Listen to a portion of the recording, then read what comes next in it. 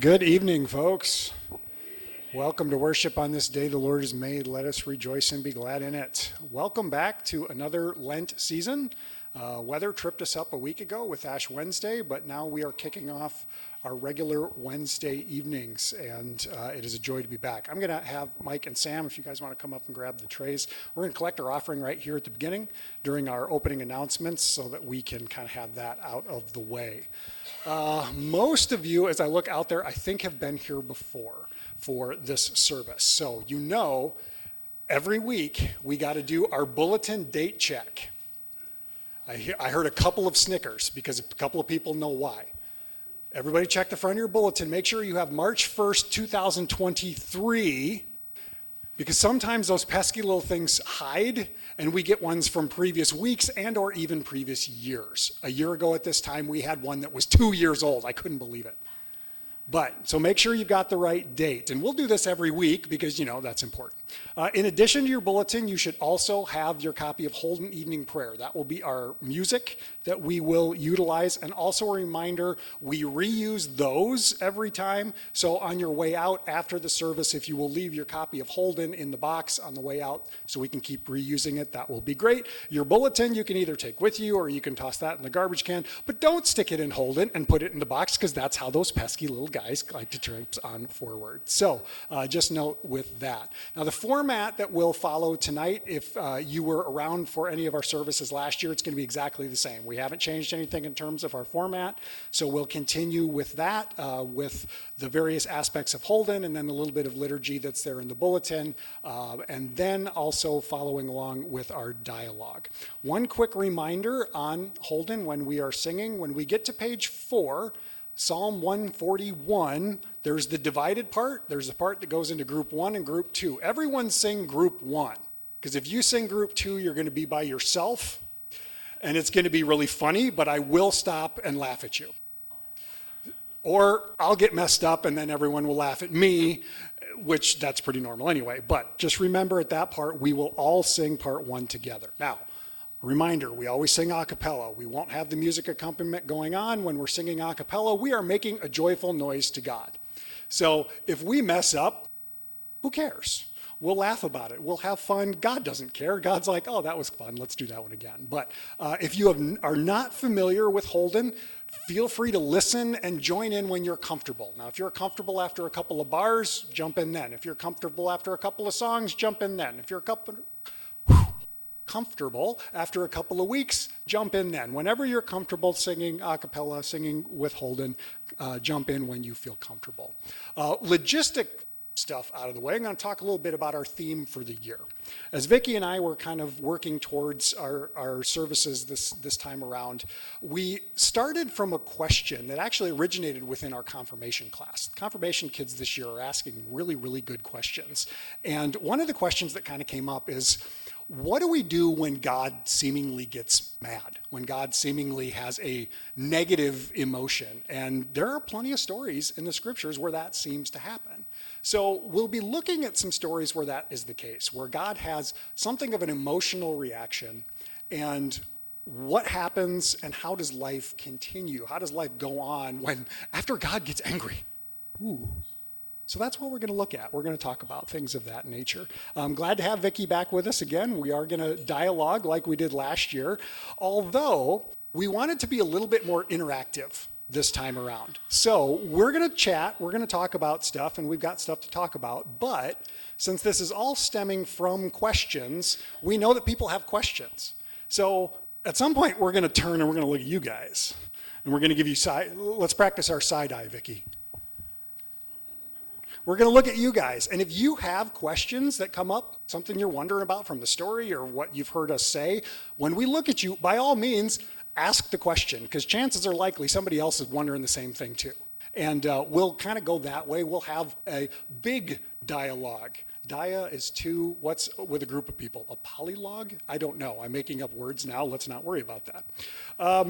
So yeah, the takeaway, don't be afraid to ask a question. It's more fun when you do. Last thing I'm going to say is we'll stay seated. I know the bulletins kind of say stand and sit at various times. We all like to stay more comfortable and stay seated when we're singing. One of these years I'll actually take that out of the bulletin before I print them. But with all of that in line, we're going to go ahead and jump in. We're going to start with Holden Evening Prayer. We start on page 2. Follow along. Let's make a joyful noise, people.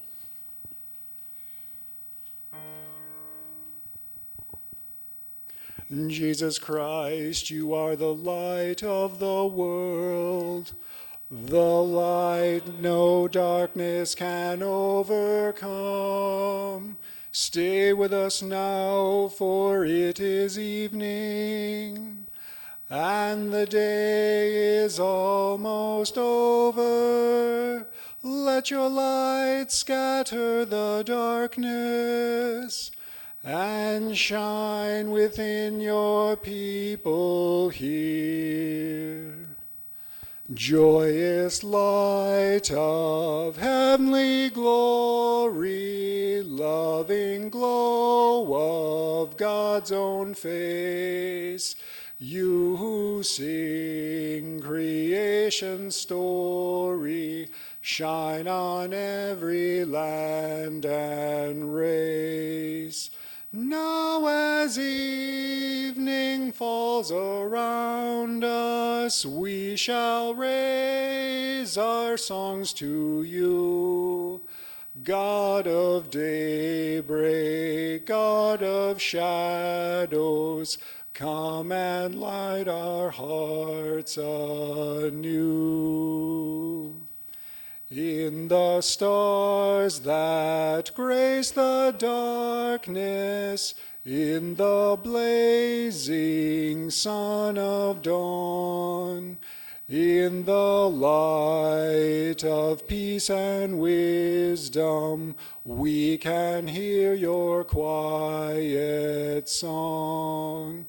Love that fills the night with wonder, love that warms the weary soul, love that bursts all chains asunder, set us free and make us whole. You who made the heaven's splendor, every dancing star of night, make us shine with gentle justice. Let us each reflect your light. Mighty God of all creation, gentle Christ who lights our way, loving Spirit of salvation, lead us on to endless day. May God be with you all, and also with you. Let us sing our thanks to God. It is right to give God thanks and praise. Blessed are you, Creator of the universe. From old you have led your people by night and day. May the light of your Christ make our darkness bright. For your word and your presence are the light of our pathways, and you are the light and light of all creation. Amen.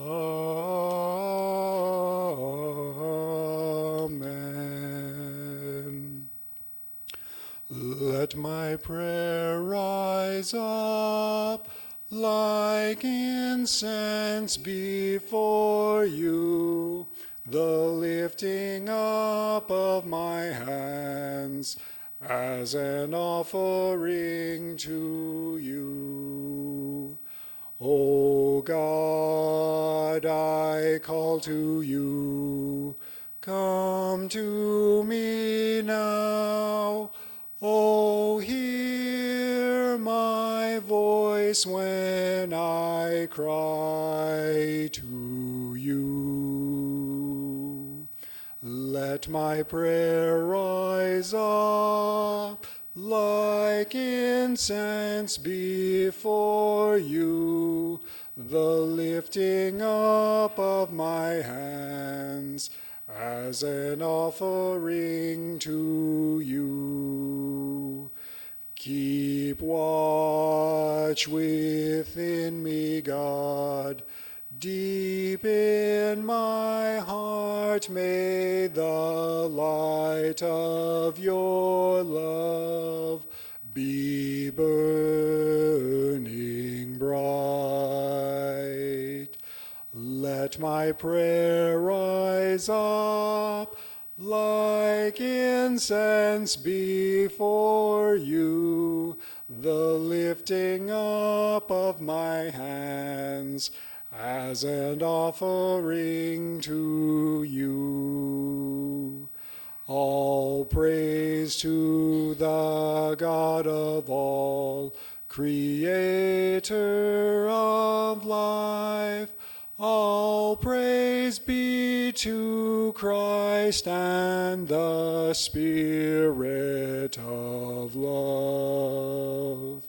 Let my prayer rise up like incense before you, the lifting up of my hands as an offering to you. Great job, everybody.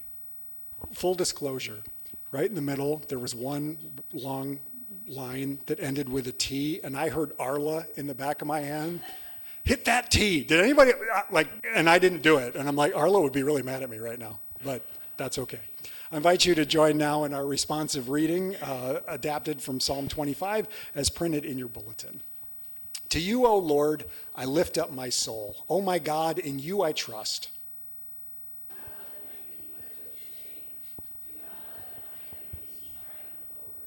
Do not let those who wait for you be put to shame. Let them be ashamed who are wantonly treacherous.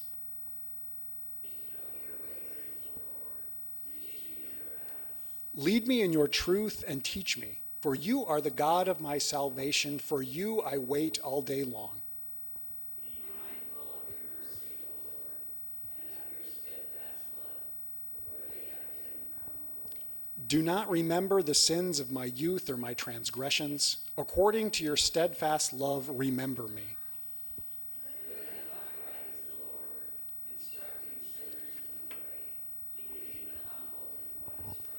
All the paths of the Lord are steadfast love and faithfulness for those who keep the Lord's covenant and decrees.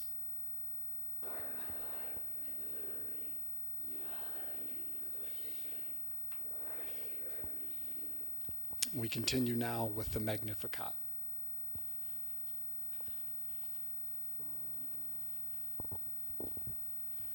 An angel went from God to a town called Nazareth to a woman whose name was Mary. The angel said to her, "Rejoice, O highly favored, for God is with you. You shall bear a child, and his name shall be Jesus, the chosen one of God Most High." And Mary said, "I am the servant of my God. I live to do your will." My soul proclaims your greatness, O God, and my spirit rejoices in you. You have looked with love on your servant here, and blessed me all my life through. Great and mighty are you, O Holy One. Strong is your kindness evermore. How you favor the weak and lowly one, humbling the proud of heart. You have cast the mighty down from their thrones and uplifted the humble of heart. You have filled the hungry with wondrous things and left the wealthy no part. Great and mighty are you, O faithful one. Strong is your justice, strong your love. How you promised to Sarah and Abraham kindness forevermore. My soul proclaims your greatness, O God, and my spirit rejoices in you. You have looked with love on your servant here, and blessed me all my life through. There's always one. Was it you, Jay? I just heard the voice. I didn't hear who it was. Our scripture lesson for this evening, or our story for this evening that we'll be unpacking, comes from Genesis chapters 6 through 9. It's the story of Noah and the flood and God and the flood and kind of all that. The Lord saw that the wickedness of humankind was great in the earth, and that every inclination of the thoughts of their hearts was only evil continually. And the Lord was sorry to have made humankind on the earth, and it grieved the Lord's heart. So the Lord said, I will blot out from the earth the human beings that I have created, people together with animals and creeping things and birds of the air, for I am sorry that I have made them. But Noah found favor in the sight of the Lord. Then the Lord said to Noah, go into the ark, you and all of your household, for I have seen that you alone are righteous before me in this generation. For in 7 days I will send rain on the earth for 40 days and 40 nights, and every living thing that I have made I will blot out from the face of the ground. Noah did all that the Lord had commanded him. The flood lasted a year, but then the face of the ground was drying. Then God said to Noah, go out of the ark, you and your family with you. Bring out with you every living thing that is with you of all flesh, birds and animals and every creeping thing that creeps on the earth, so that they may abound on the earth and be fruitful and multiply on the earth. God blessed Noah and his sons and said to them, be fruitful and multiply and fill the earth. Then God said to Noah and to his sons with him, as for me, I am establishing my covenant with you and your descendants after you, and with every living creature that is with you, the birds, the domestic animals, every animal of the earth with you, as many as came out of the ark. I establish my covenant with you, that never again shall all flesh be cut off by the waters of a flood, and never again shall there be a flood to destroy the earth. God said, this is the sign of the covenant that I make between me and you and every living creature that is with you for all future generations. I have set my bow in the clouds, and it shall be a sign of the covenant between me and the earth. The word of the Lord. Come on up, Vicki.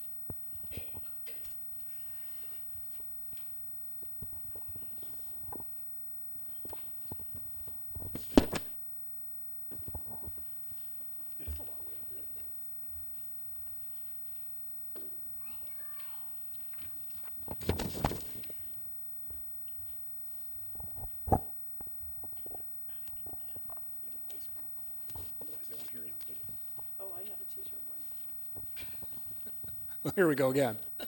Yeah. Okay, so the flood, Noah, God, long story. And we highlighted just a little bit of it. I mean, this story goes on for 3 chapters. Picks up. But you guys know what that stuff is. Yeah. You can fill in the... You fill in the blanks. Yeah. So we pick up, our story starts, we're 10 generations in. Humanity has been around for a little while. Creation has been around for a little while. God made it, called it good, made humanity, called them very good. What's the word? You remember? Tov. Thank you, Jay. Good. You just redeemed yourself from the whole, like, sang a little bit too long. Okay, he gets bonus points. So God calls it all good. But we all know how that goes. Then Genesis chapter 3 happens. Things get a little wonky. A few generations go by, and then now we've got God taking a look at all this.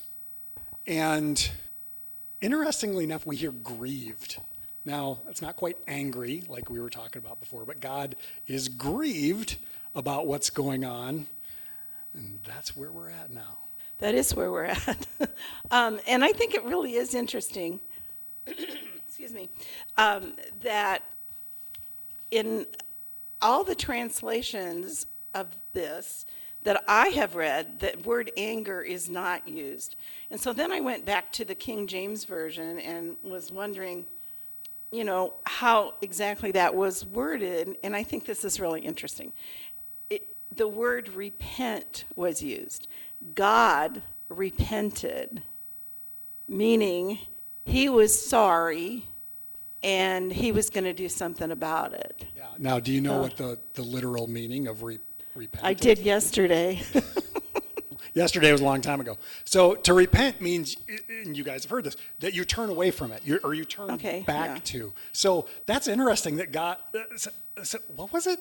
God repented. And I had to read over that quite a few times. I thought that was a very strange way. Now, what God's reaction was to the corruption and the wickedness that was going on was pretty extreme. Yeah. So I think we have interpreted that to say, you know, he was mad at everybody. Yeah. Well, so I mean, that idea of repenting, that kind of took me off guard. I just found. Do you see the blank look on my face right now? We didn't talk about that, but I I just looked that up yesterday. And okay, so God repents, and maybe this sheds a little bit of light on the extreme nature of the flood, because like humanity, you're kind of messing it up. So I'm going to destroy everything. Yeah. I expected a bigger reaction from that. Yeah. Do it again. Everything. But, okay, so God is going to wipe seemingly everything out. But we've got one exception, or a handful of exceptions, in Noah and his family, because they are called righteous. They're, God sees Noah as being right, or being good in the eyes of God, of following God when apparently nobody else is. So there's the instructions, and we all know the instructions. I want you to build an ark, and that takes like 100 years. It takes a really long time to build the ark. And then all the animals come, and they all kind of get on the ark, and then it rains for 40 days, and they're floating around for a year, and finally everything dries up. And then we have the aftermath. Now, again, this is extreme from God to seemingly almost end creation. Almost. And sometimes I wonder, God, did you maybe overreact ever so slightly? Yeah. And maybe, I don't know, I might get struck by lightning for even saying that, but I wonder that sometimes. Well, we can repent, though. We'll do this and then we'll repent. Then we'll repent, maybe not stand too close to each other. Well, so then, okay, you look at Noah and think, okay, what was he like? I mean, it says he was righteous, and okay, how righteous was that in comparison to everybody else?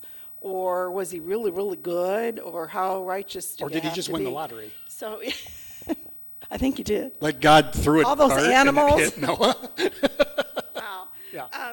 So, I mean, we asked the question then, what does God want for us? And obviously what he wanted for his people on earth was not what he was getting. So I think this made me think of, we usually say, what does God want from us, right? And, one of my favorite verses that's in Micah that says what he requires I had to write down, seek justice, love goodness, love kindness, and walk humbly with God. Okay, so this goes on. So if that's what he requires of us, is that not the same thing as what we are, what he wants for us? I like that. What does God want for us? And not just from us. We've been talking in a lot of our Sunday lessons as of late about the law and what is required, and can we do what's required? And no, we always manage to mess that up. But what is it that God seems to want for us? And what that seems to be is a life of harmony. Harmony with one another, harmony with the world that we're a part of, and harmony with God.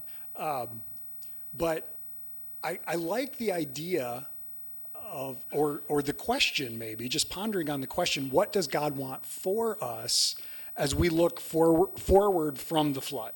So, yes, far be it for me to judge God, but that was pretty extreme. But moving forward now, we have the small group of people, we have the small group of animals, and God says the same thing that God said back in Genesis chapter 2 of be fruitful and multiply. Maybe that was chapter 1, chapter 1 or chapter 2. It's in there. Yeah, be fruitful and multiply. So God is starting over, and then God makes this covenant. And the interesting thing about covenants is they're usually two-sided. I bring something to the table, you bring something to the table, and as long as we both do that, our covenant is good. But in the covenant that we see here with post-flood, it's one-sided. Noah doesn't have to do anything. The people don't have to do anything. Creation doesn't have to do anything. God just says, when it rains, there's going to be a bow in the clouds. I will see and I will remember my promise to never do that again. So it's this one-sided thing. God seems to, I don't know, maybe God taught the world a lesson. I don't know. But what does God then want for us? Recognizing that this is, how do I say this? Recognizing this is the reality of humanity that I have to work with now, and I being God. What have I done? What have I done? Maybe I grieve it again and repeat it. I don't know. But it does seem that God is recognizing the limitation of humanity and taking a step forward.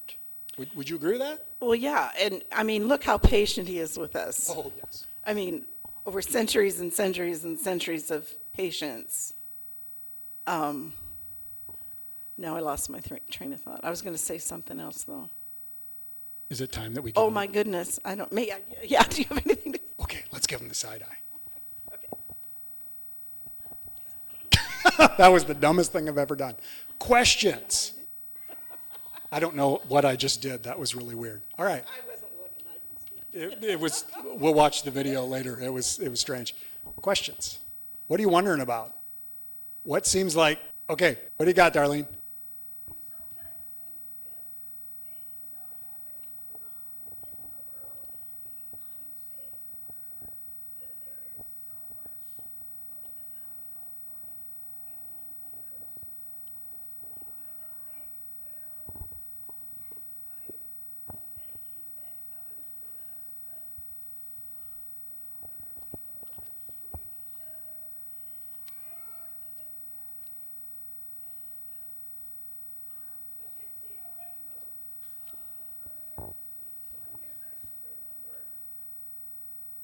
Okay, I'm going to try and paraphrase what you just said so that everybody can hear it. So Darlene asked, with some of the disasters that we're seeing go on, California's getting 15 feet of snow?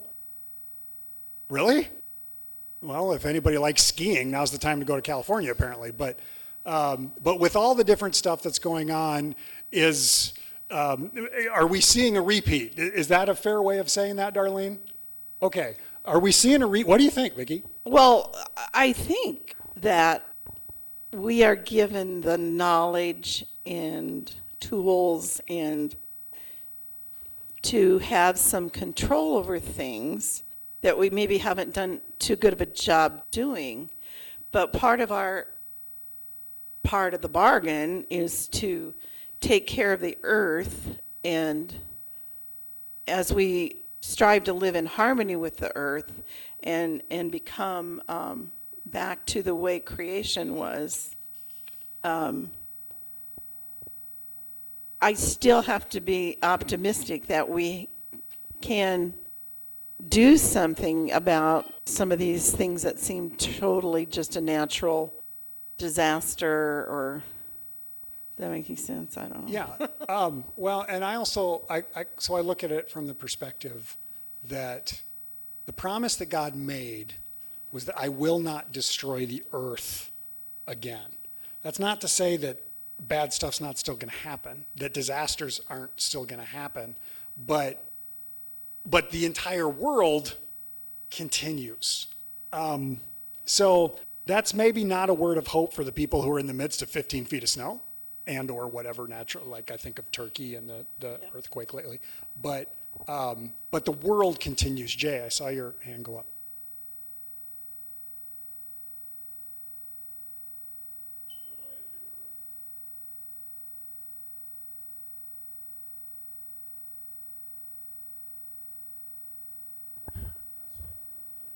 Out of Revelation, we see the world that will be purged with fire. And sometimes I think about, well, science says that eventually, the sun is going to go and get really huge. And I don't know. Maybe that's what it's going to be. I don't know. Other questions? Dick. Noah and his family weren't the most righteous. He was just the best shipbuilder. He was. Maybe Noah wasn't the most Following righteous. directions. He was good the at best following shipbuilder. directions, I like that. And he would listen. Yep. So when if you want to get back to that question about what does God want for us, it's a good relationship with Him, a right relationship with Him, where we are in tune with Him, and He can speak to us whatever means. And that we know how to discern his will for us and then follow.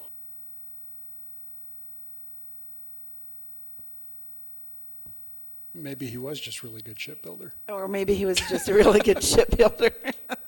Okay. But that's what I was thinking too. How righteous did Noah have to be to, if they were so bad, how high was the bar? Maybe, yeah. Yeah. Well, because what do we know about Noah moving forward? Yeah. After the fact. Sam, I see you grinning because you remember this story. What does Noah eventually do post-flood? Well, she's looking at her brother. Bail me out. He plants a vineyard. What did he plant? Yeah. Apparently he makes some pretty fine wine. So he samples a lot of it. Or maybe it was really bad wine. Well, either way, Noah was a drunk, but God used him anyway. And so tonight, maybe that's our takeaway, that we're not perfect people, and God knows that. To be continued? Yeah. To be continued. All right. Thank you. Okay. We will finish up tonight with our final song, if I can get my bulletin picked up here.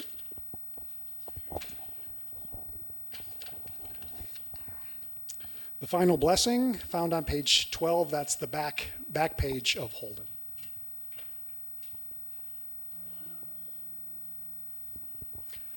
Let us bless our God, praise and thanks to you. May God create, ooh, that's a bad note. I just messed that one up. Everyone laugh. Yep. May God Creator bless us and keep us. May Christ be ever light for our lives. May the Spirit of love be our guide and path for all of our days. Amen.